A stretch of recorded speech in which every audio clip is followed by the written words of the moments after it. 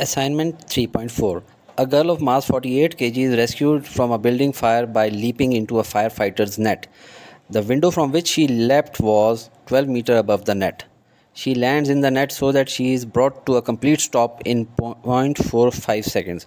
During this interval, what is her change in momentum? B. Impulse on the net due to girl. C. Average force on the net due to girl. तो इसको diagram से समझें। ये एक building है और ये लड़की एक मंजिल से छलांग लगा रही है अपने आप को बचाने के लिए, और ये नीचे फायर फाइटर मौजूद हैं अपना नेट लेके।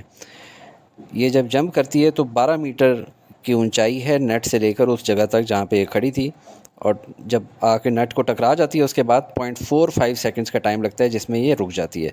और जो तीनों क्वेश्चंस हमसे पूछे गए हैं, change in momentum, impulse on the net और एवरेज फोर्स, ये तीनों इस 0.45 सेकंड्स के हैं।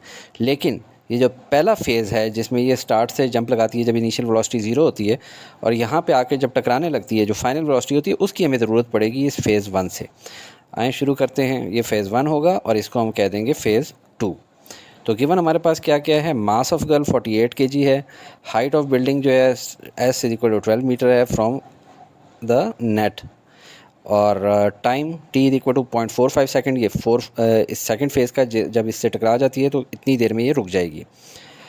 3 हमसे सवाल पूछे गए, ये फ़ेज़ 2 के मुतालिक हैं तीनों सवाल के। Change in momentum delta P क्या है, इम्पल्स ऑन द नेट जे क्या है यहाँ पे, average force on the net F average क्या है। सवाल शुरू करने से पहले मैं आपको कुछ फार्मूलाज दिखा दूं। मोमेंटम पी का होता है मास इनटू वेलोसिटी, तो चेंज इन मोमेंटम क्या होगा? Final velocity, final momentum minus initial momentum, यानी MVF माइनस MVI। इसी तरह इम्पल्स का formula J is equal to force into delta t. और अब देखें इम्पल्स की यूनिट क्या होगी? न्यूटन सेकंड, क्योंकि ये आगे इस्तेमाल होनी है इसलिए अभी से बता दूँ। इम्पल्स की यूनिट होगी न्यूटन सेकंड। और इम्पल्स का ही दूसरा फार्मूला होता है चेंज इन मोमेंटम, या डेल्टा पी के बराबर भी होता है। और तीसरा फार्मूला उसका होता है F average multiply by delta T. तो इनमें से कोई इस्तेमाल हो सकते हैं, लिहाजा शुरू में आपने ऐसी चीज़ें अपने साइड पे लिख लेनी है। हमें क्या चाहिए? पहला क्वेश्चन है change in momentum, delta p is equal to, यहाँ से जिस तरह निकाला, MVF माइनस MVI। अब इसमें हमारे पास क्या चीज़ नहीं है? VI, इनिशियल वेलोसिटी नहीं है इसमें। क्यों? देखें फाइनल वेलोसिटी हमें पता है ये लड़की आखिर में रुक जाएगी, तो फाइनल वेलोसिटी क्या हो जाएगी? 0 हो जाएगी।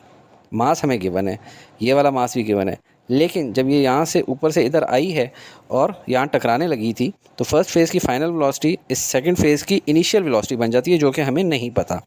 तो ये हमें मालूम होना चाहिए, तब हम डेल्टा पी मालूम कर सकते हैं। लिहाजा अब हम फर्स्ट फेज़ से इनिशियल वेलोसिटी निकालनी है, जिसके लिए हम 3 इक्वेशंस ऑफ मोशन का इस्तेमाल करते हैं। अब इसमें देखें कि इसमें इस फेज़ के लिए तो फाइनल वेलोसिटी है ये, तो फाइनल वेलोसिटी हम किस किस इक्वेशन ऑफ मोशन से ढूंढ सकते हैं? फर्स्ट इक्वेशन ऑफ मोशन से ढूंढ सकते हैं ना, लेकिन फर्स्ट इक्वेशन ऑफ मोशन में VF is equal to VI plus AT, यहाँ का टाइम नहीं गिवन, पहली फेज़ का टाइम नहीं गिवन, तो first equation of motion use नहीं हो सकेगी। सेकंड इक्वेशन ऑफ मोशन में देखें, इसके हिसाब से इनिशियल वेलोसिटी तो गिवन है, फाइनल वेलोसिटी का कुछ अता पता ही नहीं है, लिहाजा second equation of motion use नहीं हो सकती। थर्ड इक्वेशन ऑफ मोशन में फाइनल वेलोसिटी जो हम मालूम कर सकते हैं, जी कर सकते हैं। एक्सेलरेशन हमें गिवन है, हाँ 9.8 मीटर पर सेकंड स्क्वायर। S हमें गिवन है हाइट यानी 12 मीटर।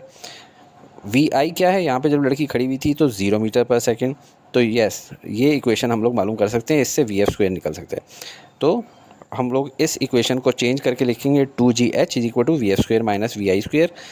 2GH G क्यों? एक्सेलरेशन की वैल्यू G के बराबर है, और H क्यों? डिस्टेंस, हाइट है। अब इनके अंदर वैल्यूज़ पुट करते हैं। 2 multiply by 9.8 multiply by 12 is equal to VF square minus VI square 0। VI क्या था? 0। जब इनिशियल, ये फ़ेज़ 1 की बात हो रही है, फ़ेज़ 1 में इनिशियल वेलोसिटी 0 थी।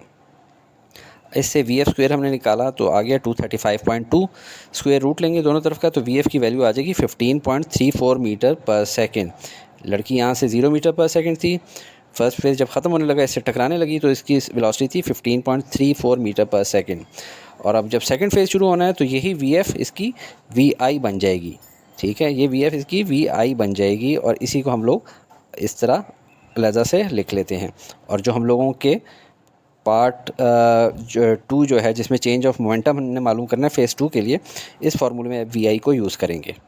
तो delta P is equal to M bracket में VF माइनस VI, क्योंकि M कॉमन ले लिया, वैल्यूज़ पुट करेंगे 48 मल्टीप्लाई बाय 0, क्योंकि इस फेज़ के अंदर फाइनली क्या होगी, लड़की की वेलोसिटी रुक जाएगी और इनिशियल वेलोसिटी क्या थी, वही जो फर्स्ट फेज़ में फाइनल वेलोसिटी थी, यानी 15.34।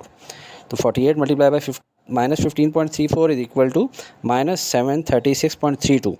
अब यहाँ इसकी यूनिट क्या होगी, न्यूटन सेकंड। क्यों? क्योंकि impulse is equal to delta p, यानी चेंज ऑफ मोमेंटम की भी वही यूनिट होगी जो इम्पल्स की, और इम्पल्स की आसानी से याद करने के लिए क्या था, force multiply by delta T. Force की यूनिट क्या होती है, न्यूटन, टाइम की सेकंड, तो न्यूटन सेकंड। ये माइनस है, माइनस का मतलब है कि अपवर्ड, ठीक है। इस वैल्यू माइनस जब भी आ जाए और इसको आपने पॉजिटिव में कन्वर्ट करना है तो आपने अपवर्ड कर देना। मैग्नीट्यूड इसका ठीक है, तो आपने इसको अपवर्ड कर दिया। अब हम सेकंड पार्ट की तरफ चलते हैं, इम्पल्स ऑन द नेट, जिसको हम लोग कह देते होते हैं जे। और जे का फार्मूला हमारे पास वैसे तो है एफ इंटू डेल्टा टी, लेकिन ये वर्टिकल वाला केस है। याद रखें, ये इक्वेशन यूज़ होती है हॉरिजॉन्टल के केस में। जब वर्टिकल का केस हो तो उसमें चेंज इन मोमेंटम भी यूज़ किया जाता है, यानी प्लस डेल्टा पी। अब इसके अंदर वैल्यूज़ पुट करें। एफ़ क्या होता है, M A, mass into acceleration. यहाँ पे क्या होगा, mass into acceleration due to gravity, M into ji.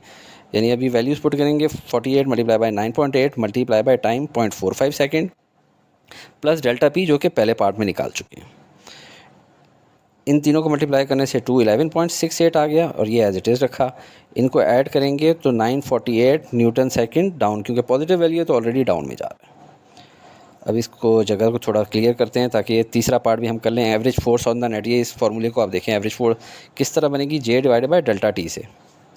Average force on net due to girl क्या है, force average is equal to J divided by delta T, यहाँ से निकली है। तो जे की वैल्यू हम मालूम कर चुके हैं 948, और टाइम हमें सेकंड फेज़ का पता है 0.45 सेकंड। आंसर हमारा आ गया 2106.67 न्यूटन फोर्स है, ठीक है। यहाँ पे न्यूटन सेकंड नहीं कर देना, और डाउनवर्ड क्योंकि पॉजिटिव है। तो ये बड़ा ट्रिकी क्वेश्चन था और बुक में इसके तीनों आंसर्स गलत गिवन हैं। तो लेकिन मेरा अपना ख्याल है कि इस नौइयत का क्वेश्चन बोर्ड के पेपर्स में नहीं आएगा, लेकिन आपको उम्मीद है कि इसकी समझ आ गई होगी।